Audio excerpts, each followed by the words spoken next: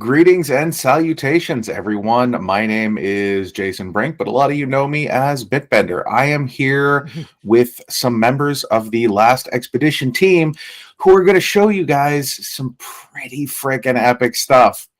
I've only seen this stuff over the last few days as Phil has been dropping it into my DMs, and those of you in Gala Gold know that the struggle has been real to prevent me from just wholesale throwing everything at you guys saying, look at all the cool stuff. I haven't done that because that would kind of ruin this entire experience. So we'll just kick it off. How you guys doing today? Great. Yeah, glad to be here. Yeah, this is awesome. It's our first one. Let's do a round of intros here, just in case people don't know who you guys are. I can start us off. I'm Phil Wattenbarger. I'm the studio director here on the Last Expedition team, and yeah, super excited to be here. I'm Ryan Mansfield. I'm the art director on Last Expedition. Yeah, and I'm Mike Clapper. I'm the design director here on Last Expedition. Okay. There you go. That's it. That's a good mix. We've clearly got some firepower in the room here. Now, if I remember correctly, Phil, you were talking about you wanted to show some videos, but the community probably doesn't want to see any videos. Maybe we just talk about things. They don't like videos. Yeah, don't like anything leaky or anything like that, right? Current events instead. Yeah, we got plenty of that this week. Yeah, I mean, we are way overdue from sharing, and apologies for that, but we've been talking about doing a live stream for a couple months now, and anyway, we're going to have a lot to share, probably a couple months worth. And I guess to kind of introduce us a little bit, this team, I think a lot of folks that have been following Last Expedition saw the really badass playtests that Bitbender and Benefactor did in July. And those were a lot of fun, but just to orient everybody, that was kind of our starting point. The beginning of the July is when this whole team, we were still, I think, in the teens as far as the team size back in July. So we've been, growing the team, and this is 4.5 months in is what we're going to see today. And yeah, so it's a lot of progress, and only 4.5 months, but a lot of we'll let you all be the judge, but we want to share some of the things we've been working on. Okay, let's do it.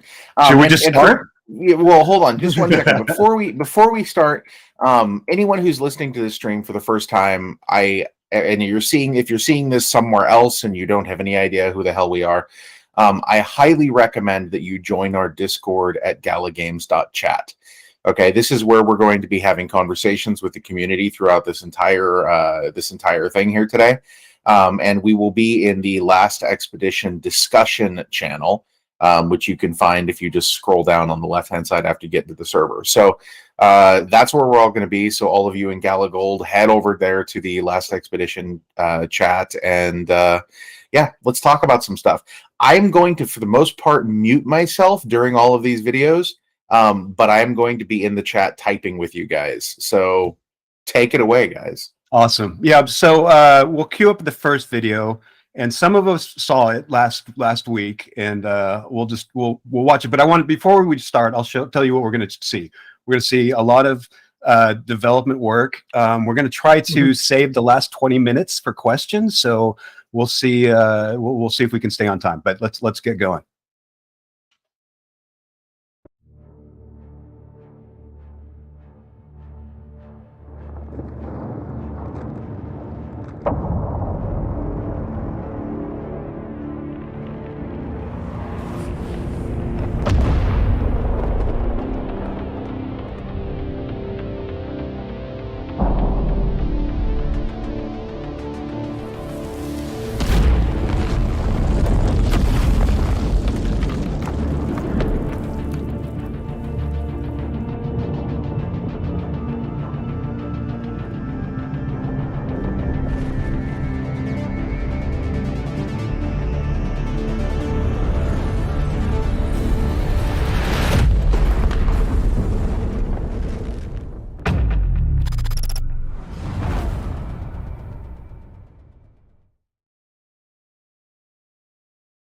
All right. So Nice. maybe some people saw that. Maybe some folks saw that. We kind of snuck it in the channel last week to see if anybody was paying attention. But I didn't say it before. I meant to. Unreal 5. That's what we've been doing the last 4.5 months. Is we had a build, and we are building this in Unreal 5. It's going to be amazing. And Ryan, tell us what we just saw. Yeah, so that was our beautiful corner. A while when there was already a demo that's been around for a while of Last Expedition. It was originally done in 4. I think it was 4.2. And anyways, we really wanted to upgrade to Unreal 5. There's so many great tools. We wanted to show what we could do.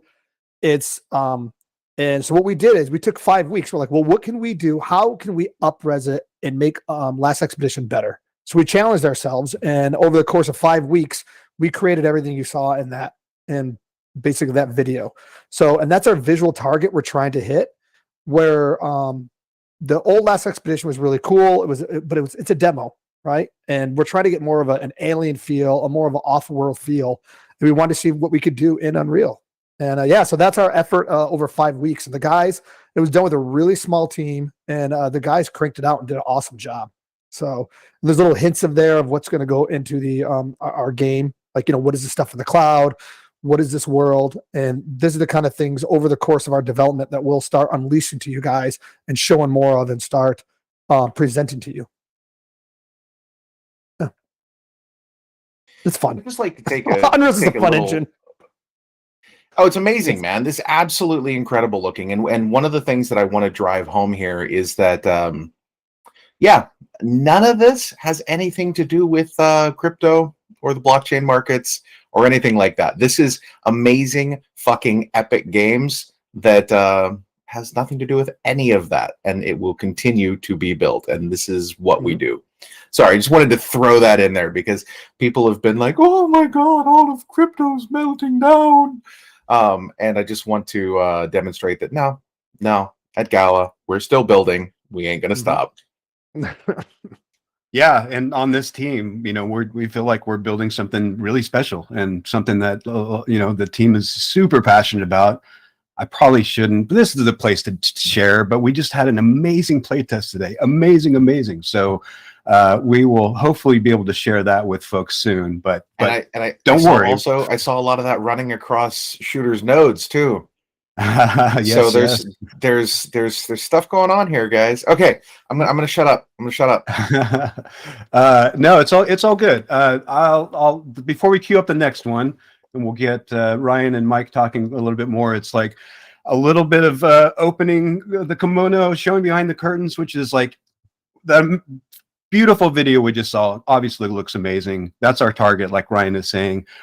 But when we're working on gameplay and we're working on early development, we often work in block out, and it doesn't look that great yet. So now we're going to show, like, here's what and by the way, I think what we're working on now, it still looks great. But eventually that visual target, the gameplay will look like that. That's what we're going towards. But until then, they're going to look a little bit disparate. But I won't talk. We'll cue the next video and get Ryan and Mike to talk about what we're seeing. So I think, yeah. Welcome to the Milestone 3 map update. Today I'm joined by Tyler, Ben, and Martin, and we're going to give you a look at the progress that's been made over this milestone. In this milestone, the level took a big leap forward as we further refined our colonist structures and began to finalize the design language of their encampment. We've also completed design on our sulfur pool area, which will be the focus of the environment art team this milestone. We've also continued to refine our game objects and combat encounters utilizing new editor features. In this milestone, we were able to get some new editor tools online. It allows us to create cells, which break up the map into smaller chunks, which allow gameplay logic to work on them. In these cells, enemy encounters, core objectives, fragments, and the like are all spawned in these objects. You can see that some are colored red and some are colored white. This shows whether they're valid or not valid cells at the moment. These are really going to help our production time in creating the level and fine-tuning the experience for players. Yeah, so some of the main stuff we worked on in this area has been our first pass on terrain painting, getting some of the biome differentiation in there. We've also done a lot of work on kind of figuring out how we're going to handle foliage. So we have our like first pass of the grass here, as well as first pass on one of our trees. Yeah, a lot of this has been really building up systems and like kind of pre-pro work so that we know where we're going and how we're going to do this with production. And there you get killed by porcupine. Yeah, we also have a big update to the overall map layout, which is accounting for basically taking the learnings that we've made from play tests and trying to make sure we get some of that differentiation for all the different regions, our different biomes. So this map currently has the sulfur biome, which is on the south part of it, which Dana is walking toward right now. And then the northern area, that's more of the mountain biome, part of like the mining outposts. It gets more like tundra and like red foliage. Whereas down in the sulfur biome, it just gets really dried out and there's these sulfur pools. We haven't really done any work on the foliage in this area yet, but now that we have some big learnings on how we're going to be doing the pipeline, how we're going to handle creation for foliage, we're starting to work on what we're going to build up for this area. So,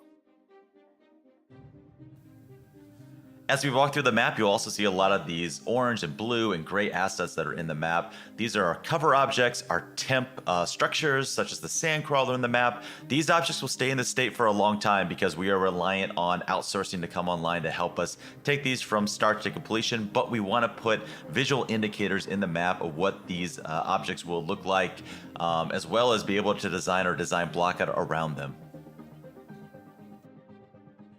These are all current temp overscale design blockout rocks. I have spent some time leveraging UE5's Mega Assembly new feature to go ahead and replace all these with properly scaled and better looking rocks. And like Ben said, we've got some foliage. That's a small amount of foliage down here. We're kind of leaning into a very dead, barren look down here. So we're using some of our trees down here with no leaves, no foliage to convey that. Yeah, a lot of blockout stuff as we try to kind of get pieces in there to indicate what we're planning to go back to. As we move into milestone 4 and the end of the year, expect to see a lot more visual progress throughout the map coming online each and every milestone. Thanks for tuning in.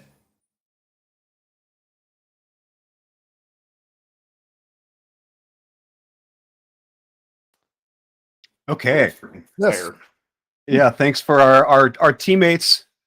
Well, back home, back in the studio, but we're all work from home, so we brought a few of them along with us. Dan Sutton, thanks for putting that together. Ty Buser, Ben Close, and Martin Cable. But Mike and Ryan, why don't y'all talk about what we just saw and just kind of the development process, and elaborate on what we heard from those guys. Go for it, Klopp. Yeah, sure. I mean, typically, when we develop a level, what we start with at the very beginning, which you guys didn't see, is just a top down, which has all the major areas that we've, that we're going to build. And then, we have our blockout 1, which we start with, which starts to rough in the shapes, the rough forms and things like that. And we're really trying to get our level footprint established. How big is the size of the map going to be?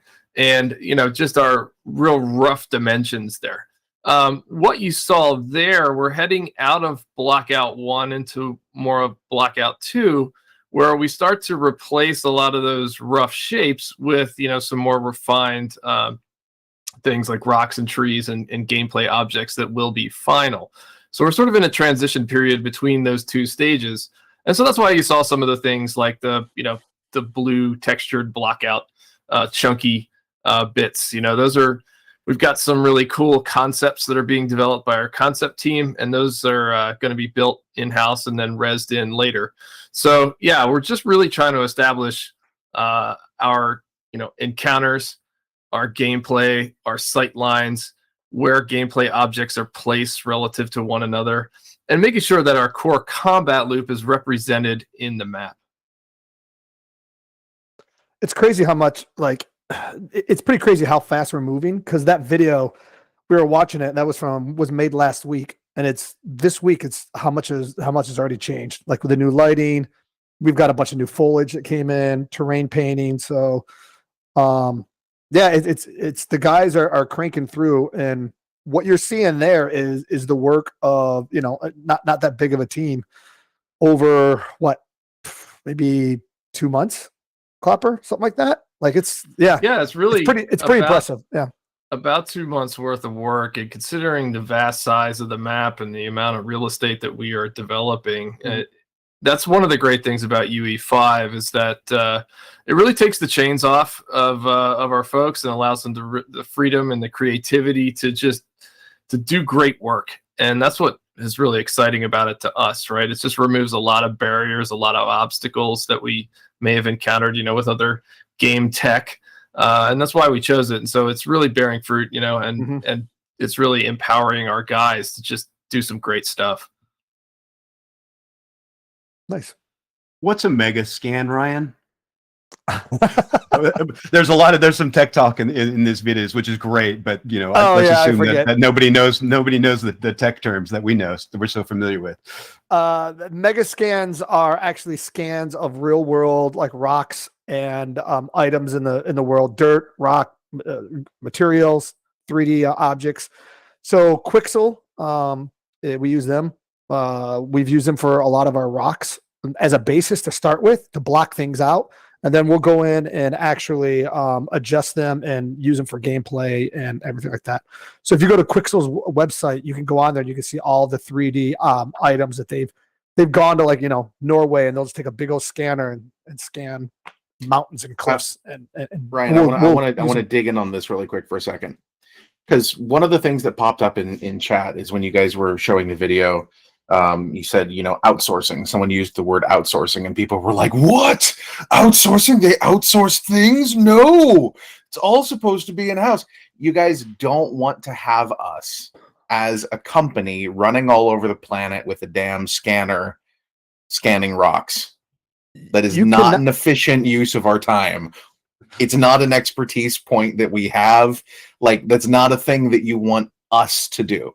Almost every game that I have ever heard of uses some degree of outsourced.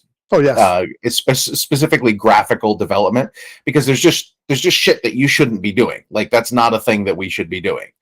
And so I just wanted to highlight that fact, that this is how you get games that are so amazing and that look as beautiful as this. Like, look at the tree behind Phil.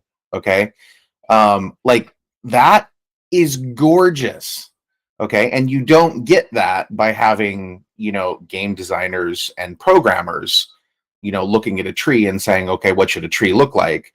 You get that by having people who specialize in figuring out what the hell a tree looks like, making amazing trees. We actually made that tree though. Yeah, we did make that one, actually. Fine. You made a nice tree. It's a damn nice looking tree, okay? Very proud of that tree. But you should really be very right proud there. of it. It's gorgeous.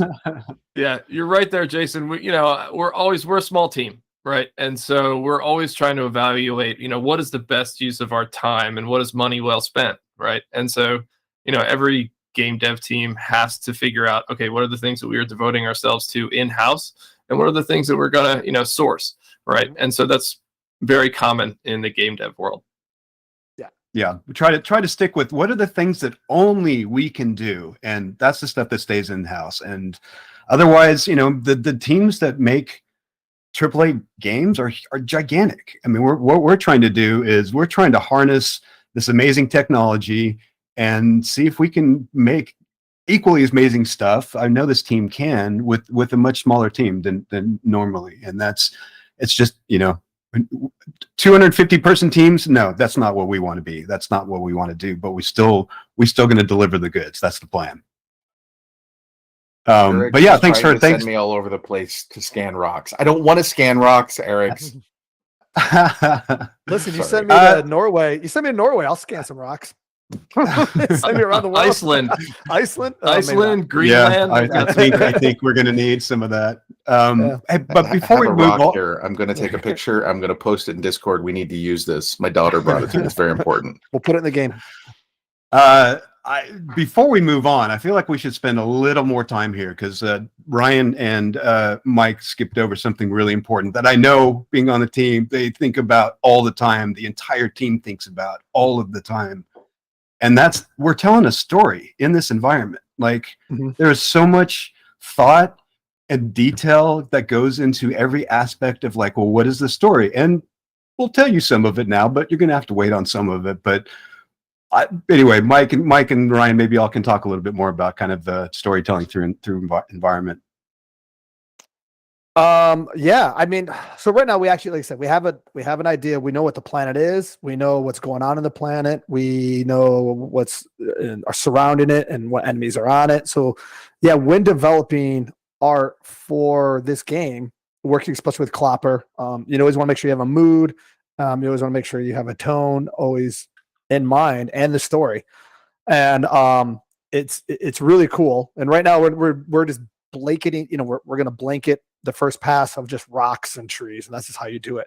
But then once we get all your cover down, your rocks, your trees, then we go back, and that's where the real fun is, right? The real fun is going in and telling stories, coming around corners, and you get to build encampments, and they're like, well, something happened here. What's going on? And then that'll draw your eye to somewhere else. And so that's where game making is really fun. And while you kind of get a hint right now, we're doing a kind of a blanket pass, of just everything. But we do have a really cool story in mind. And actually if we keep doing these, over the course of the however, a year or something like that, we're going to be releasing those details and showing more stuff. Yeah, to just elaborate a little bit. I was going to say, to elaborate a little bit on what Ryan said, we have a 2 to 3 year narrative arc that we've established for our game. And, right now it's really trying to see, okay, what are those elements do we bring, to the forefront? What are the mysteries? What are the stories? What are the things that we tell first? And yeah, so our alien planet is really interesting. It's got a complex history. There's multiple types of aliens that are here. There were people there as well. And something happened to them, and we don't know what that is, right? And that's something that we're going to reveal to the player as they play through our game. What happened to the inhabitants? They were here, they were thriving, and that's not the case anymore, right? And so that's part of the fun, is sort of telling their story through the environment, and also to some of the other narrative means that we have. Cool. Awesome. I finally got our chat up here and saw a question that I thought was worth us answering before we go on. By the way, hey, Scotty Mac, what's up? I see you in chat. The question was from Atsuki, who wants to know, or just explain a little bit about our experience in the industry. What's our background and experience in the industry? Should have done that at the top, meant to do that. I won't start this time. I'll let Ryan or Mike, y'all want to start? Go for a clap. Yeah, okay. So my experience is this. Actually, I'll share a personal milestone with you. At the end of this month, it'll be my 20th year in the games industry. So that is a great achievement. And I've been really fortunate. I've worked with some really talented individuals at some really great studios.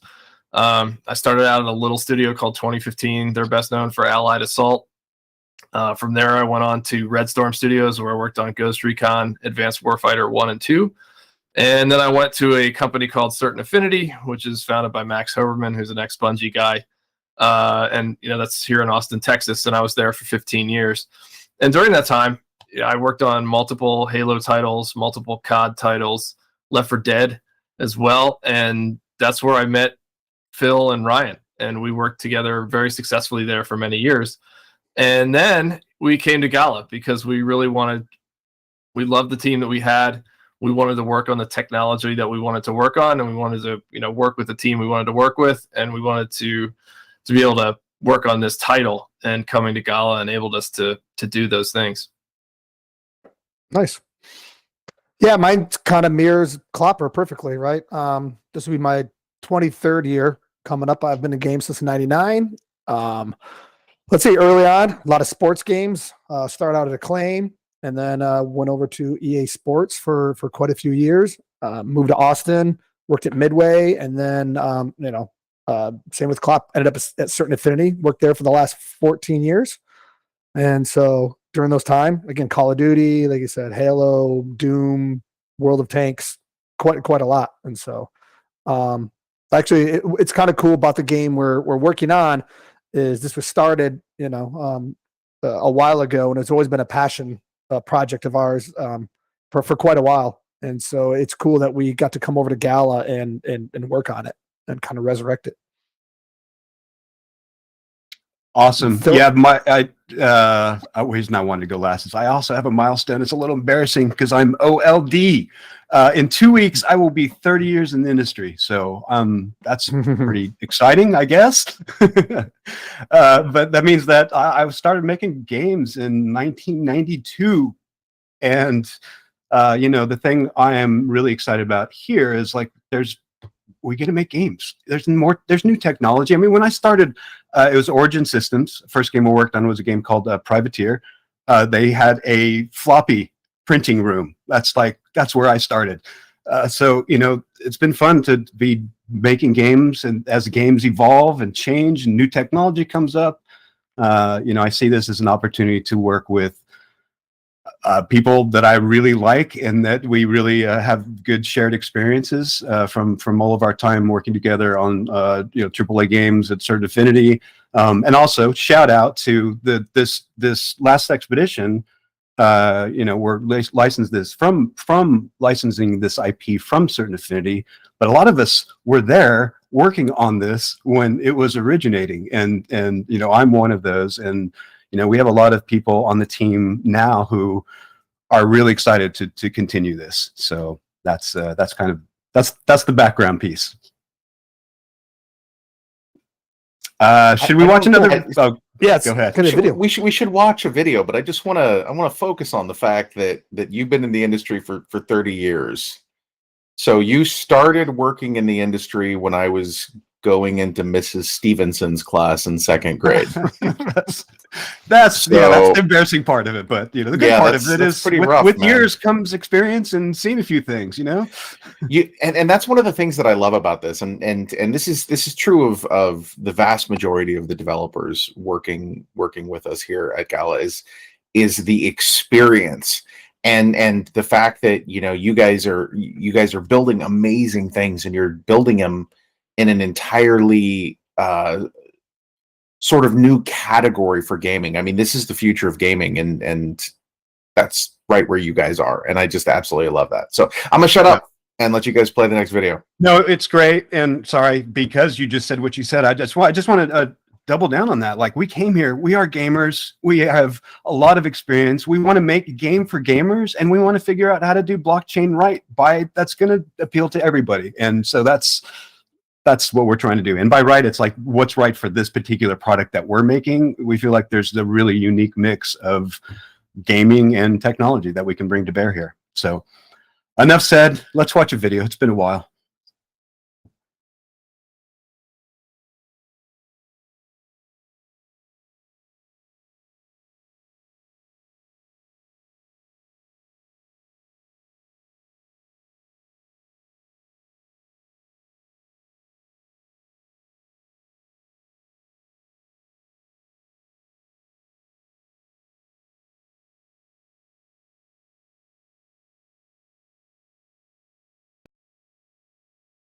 Welcome to the Milestone 3 character update. Today we're going to dive right in and take a look at the updates on the Alice Common variant. Here's Juan Mesa to take a look. So basically what we have right here is Alice Common skin. She's the result of many things that we were able to achieve in the character pipeline. What we have here is one of the major things that we did this milestone was creating all the hair pipeline. The Alembic hair pipeline, which goes together with the new things that we executed to make the Alembic hair in a low resolution stage for the in-game LOD system. We were able to create different shaders, different materials, and we can also, with those materials and shaders, we can tint the hair on the fly. now that we have this new system in place. Next up is Christian with the Alice Rare variant. So this is the Alice Rare skin. This is what we call the first blockout. The point of this is really to establish good mask, good forms, and hopefully stick to this criteria. Then we pass it along to the rigger and animator, and they take a pass and they ensure that the shape language is working accordingly, and that way they can troubleshoot whatever areas or adjustments we need to make in the 3D model in order to move forward on the concept.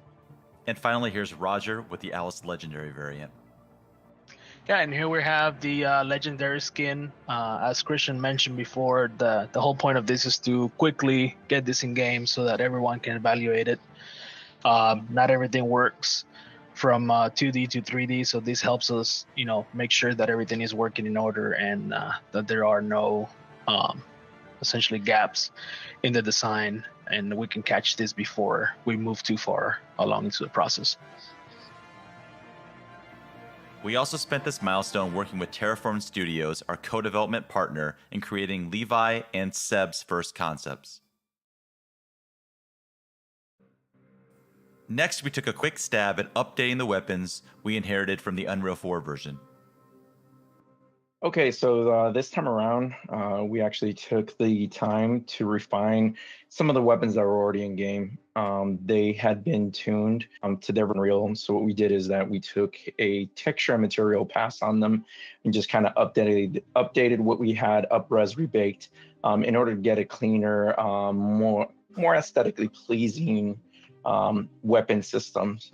We only had the time to go through 3, but the idea is to refine what we have and then rebuild whatever doesn't meet the criteria. And some of these weapons are ideal, some of these weapons will work just fine, but I think moving forward, the idea is to possibly replace whichever ones are not effective. Finally, here's a quick update about Alice's backpack. All right, so with the backpack, we already had a very rough model that we had in game. So what we did is we essentially did a cleanup pass on the sculpt in ZBrush, redid the low poly, redid the UVs and new bakes, new textures, to essentially take it up to the same level as everything else that we've been making new so far. And I think it looks pretty much on par with it. Sort of the same thing that we have been doing with the weapons to make it look essentially that it all belongs together. Thanks for joining us in our Milestone 3 video.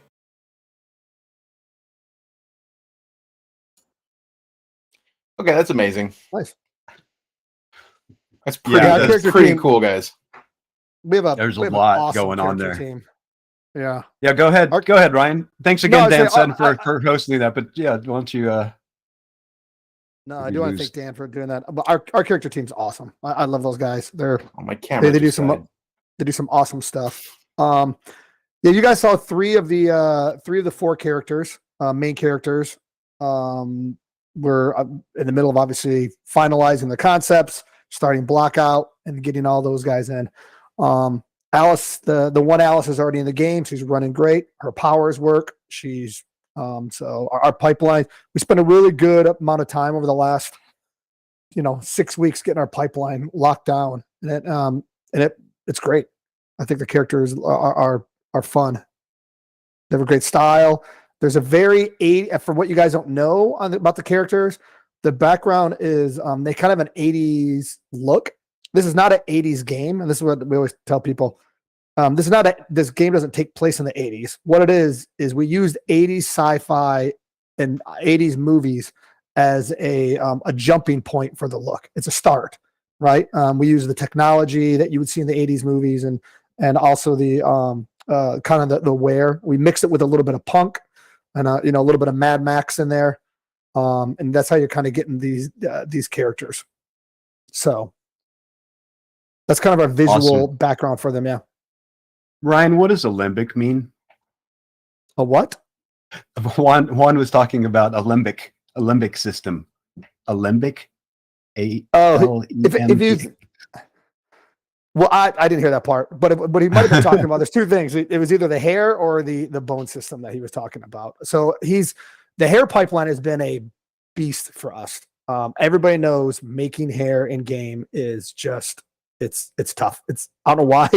Even after all these years, Phil, you've been there for 30 years. Hair is still one of the hardest things to do on characters. And you can have a team of 5 people just working on hair, but we don't have that, right? We have one. And so I think he's done a great job with using cards and hand placing them and what he's done. So I did read that someone says it looks like bucks, redheaded bucks. So that's pretty funny. I think she would appreciate that. She would appreciate that. I think she brought it up one time too. One more video. We have one more video to share. Yeah, let's just video, watch please. it and try to save some time for some questions. We'll come back and answer some of the questions in chat. This is the Milestone 3 Core Combat update for Last Expedition. Today, we're going to show off our team's progress on player movement, harvesting, weapons, equipment, and encounters. Slide continues to be tuned so that it can be combined with sprint and jump to pull off complex movement. This is vital for PvP combat and allows players to creatively attack and avoid enemies during a firefight. The speed and boost portions of the slide are still a work in progress, as we're trying to balance between what is fun for PvP while still keeping PvE encounters a challenge. Mantle has been improved to allow for players to climb over the many irregular surfaces like rocks. Allowing a player to quickly gain elevation is a big advantage when fighting creatures and enemies.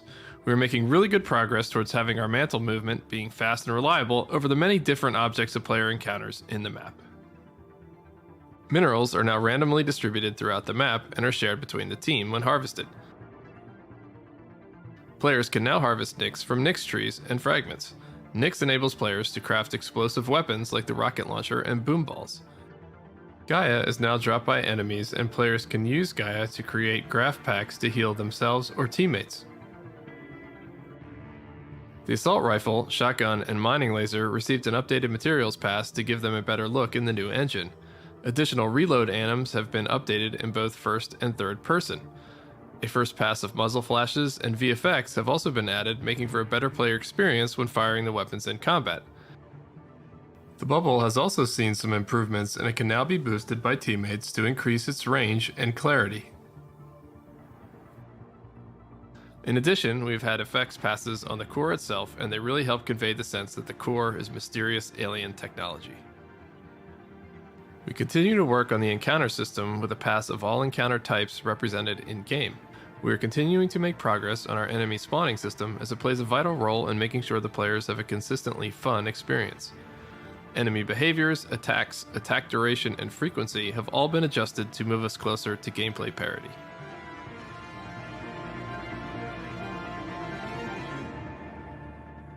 Thanks for watching, and we'll see you again in our Milestone 4 update.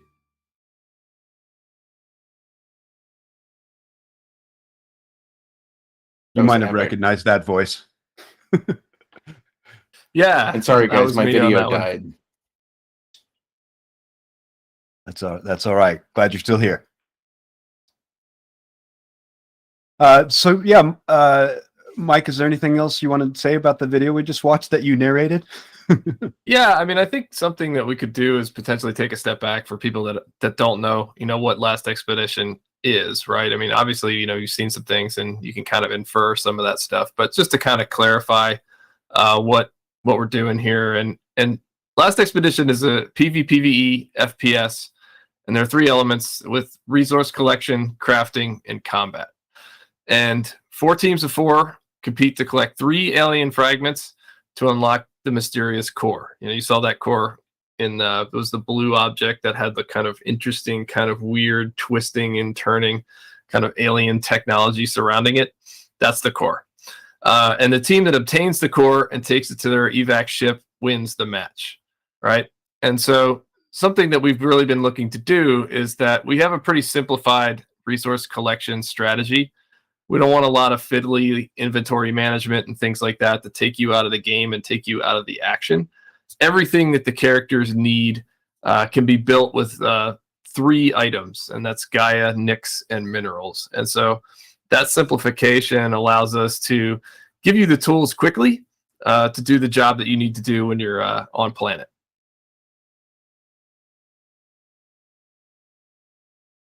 Awesome. So I was gonna say, there's, and I could go on and on, but that's just a real kind of quick summary of what the game is and what we're doing there. Well, Yeah. how about Yeah, we take great. some questions from the community? Let's see what they have to say. I mean, I think the one thing that I've been seeing again and again and again here is, when will people get to play? I even got accused of ignoring a question earlier. Wait, somebody's asking when, Jason? Somebody's asking when. Yeah. Yeah. It's weird. I don't know why. It's this thing. It's this thing. I do recognize a lot of games in our chat from Discord. So thanks everyone for showing up. I'll take the hard one, because it's not a super solid answer, but it starts with, what are we doing now? And that's probably the easiest one to answer, which is like our current focus and our current drive is towards this really clear goal, which is, we had this build in UE4 that some people I think even in chat played back in July. We're trying to, what we call, get that build to parity in UE5. Now that statement is already false, because we're going to be in UE5. It's already going to be like it's not going to be parity. It's going to be, way better, because it's just going to look amazing. And there's, things we have to do differently because the new tech, but it's going to look better. And the main focus is can we make it as fun as the gameplay by the end of the year? We're focused on both of these things. It's basically parity, making it look good, as good as we can look by the end of the year. And also, I said it's going to look better because it's UE5. It's already playing better. It's so much fun. You saw from that video, movement is fun. It's just a blast. So that's. Go ahead, Jason. Did I catch you in saying that it may be something that some people, probably not all people, but some people will be able to play by the end of the year? I feel comfortable, and I think Ryan and Mike won't kill me for saying it, because I think they feel comfortable after today's playtest that we will at least be able to show a stream of us playing after we get to our end of year milestone build, because that's our goal. Our goal is to build. Ideally, we get to a point to where and we feel good enough about repeating the July demo, but with the new tech.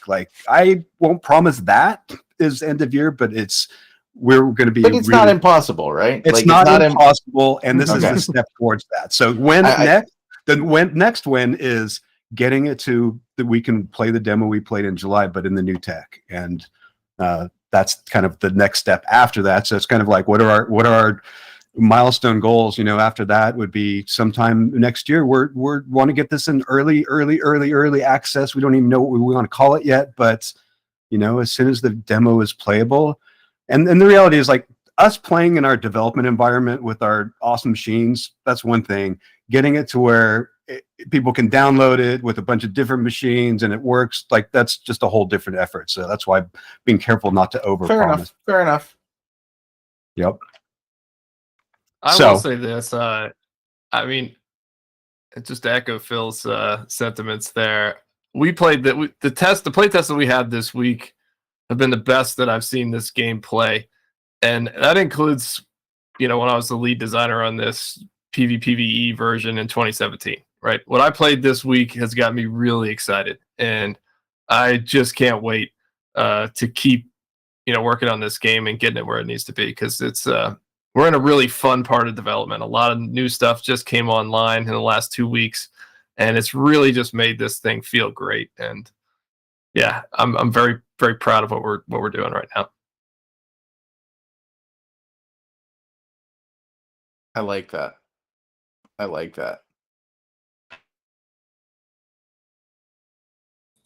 There's one here. Go for it. I saw a question, Jason, if you don't mind me, because I of course. Another thing that we're trying to do with parity, and this is the July build. I think people remember this was playing on a node.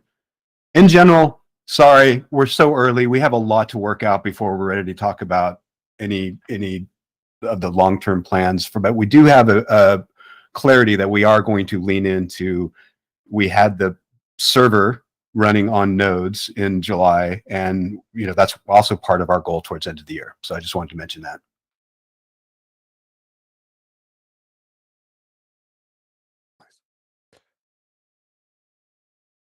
Klopper, I someone, lost my, Klopper, I someone lost my asked, tab there for a second. Klopper, someone asked, is there any loot extraction? Like, what is that? I'm trying to figure out what that is. Right. Yeah. Yeah. So we will have loot, and Mhm. we are working on developing that in our loot plan next year. But what we're going to be able to do is, as you go through different parts of the map, different parts of the map will be have better loot, than others, right? And so there's a kind of interesting risk reward thing that we're going to be working on. And the types of loot that you'll be able to find are upgraded weapons, gear, and equipment. Then you can, find those in various areas, like some of the encampments that we saw, and some of the other areas around the map, some of the POIs that we're going to be building. So there's a lot of opportunity for loot and for players to explore and find interesting things.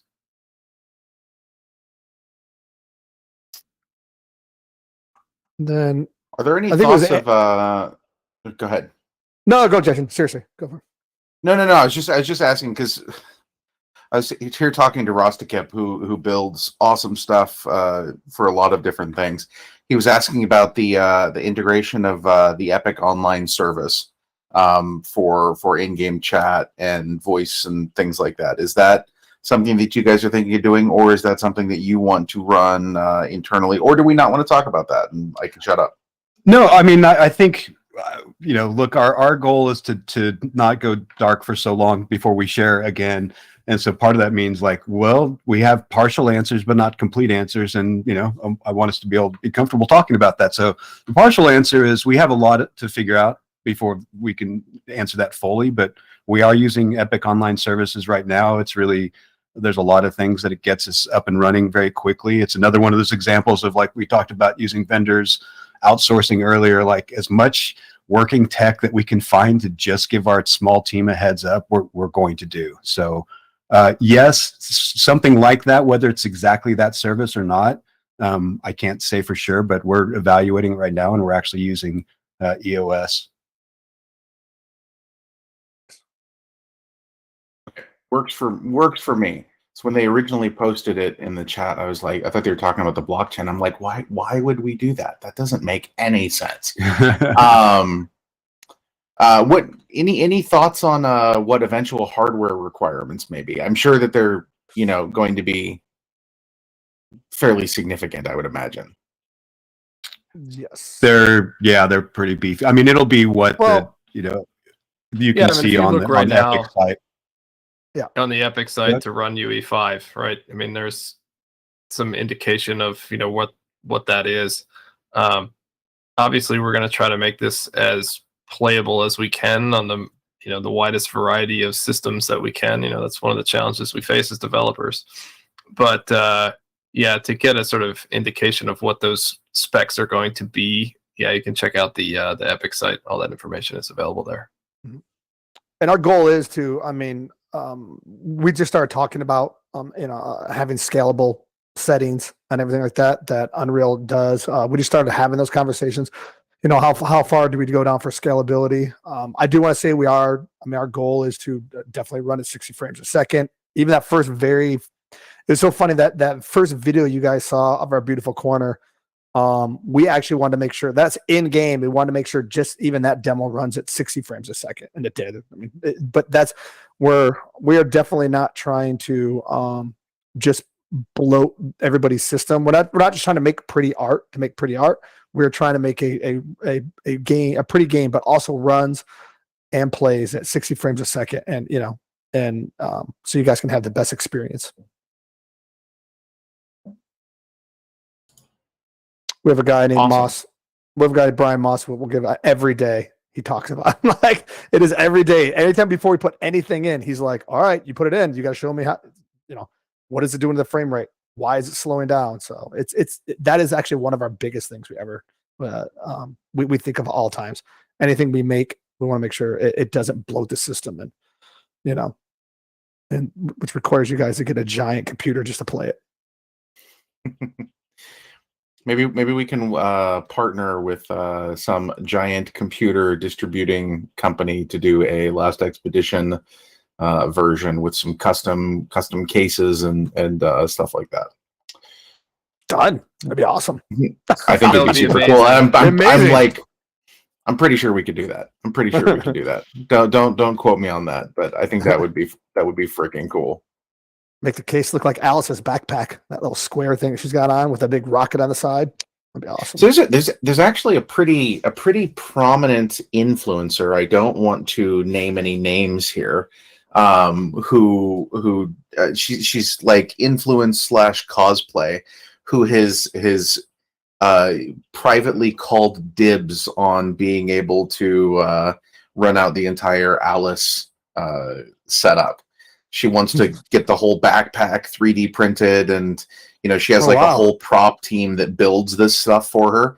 Like, it's very, very high dollar stuff. She wants to do that, and she wants to play Alice so badly. So we're probably at some point in time going to help her out with that. We can get some 3D models and whatnot so she can get them appropriately sized and printed. I think that'd be super cool. That's awesome. Yeah, that'd be awesome. I'd love to see Yeah, that. that'd be fantastic. I mean, we would love that. It's the work that she does is beyond impressive, so I think you guys will seriously like it. That's cool. Let's see. People are asking some interesting questions now. This is in the Last Expedition Discord channel at galagames.chat for those of you who are new to the stream.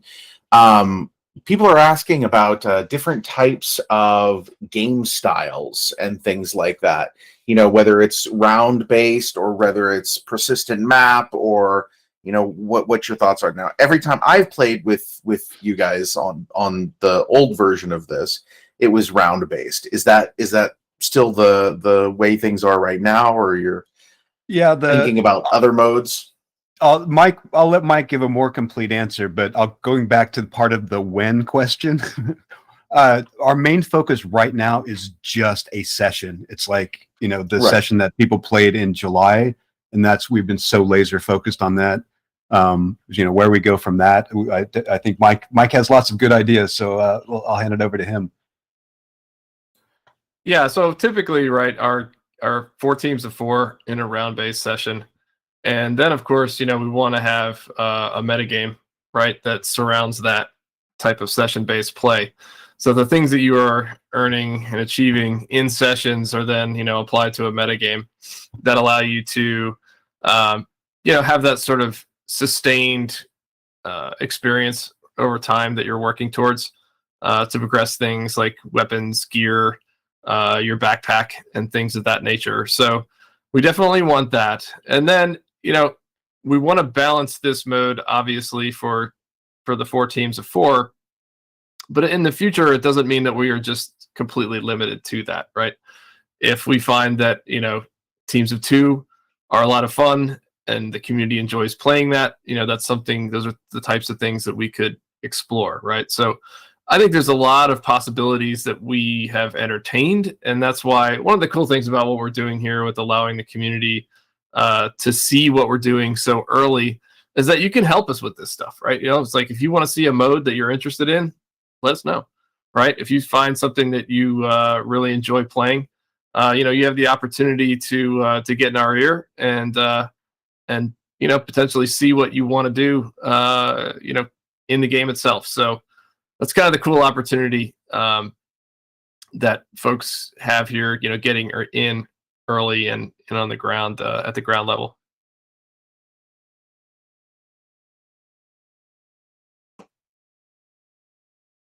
Awesome. I just sent you a DM, Ryan. I don't want to say it verbally just in case you need to tell me no, but just take a look at that. Awesome, guys. I'm super impressed with everything that you guys have accomplished. And of all of the games, and I'm probably going to get myself in trouble for saying this, I don't know. We'll see. Of all of the games that are being worked on here, this is the one that I think, from a play perspective, excites me the most. I'm super stoked about this because it's very fun, and I can't wait to play the new version. I'm a little bit jealous of all of you who have been playing it so far. We have to get you in for a playtest. We'd love to have you play it. Let's do it. Nice. Awesome. Okay, you guys Nice. okay, you guys have given me permission here. I'm getting ready to drop into Discord 3 high resolution background images that you guys can go crazy with. Oh, nice. I'm actually going to put it in the announcement channel, I think. Hold on, let me not do it here. I want to make sure that it's where people can still get to it later. So if it's just the normal chat, it gets lost.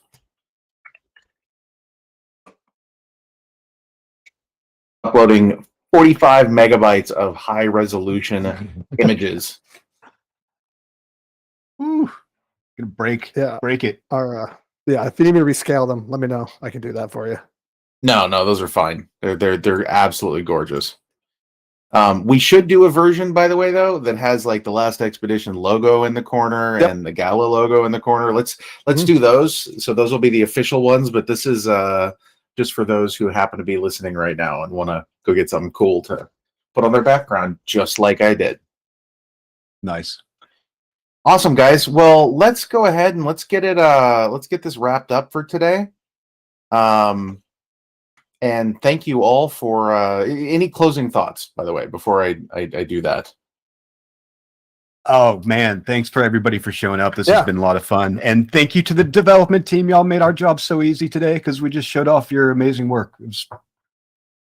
Thank you to you guys. It makes my job super easy too. It's way easier to have an AMA and talk to the community when it's like, look, here is a 5-minute video that explains all of this shit in great detail, and it's not like one image. So I appreciate that. You guys rock, and thank you all to the community for listening in. We will catch up with you guys soon, and there will be, so it's not going to be so long before we do another one of these. So keep posted, and more information coming soon.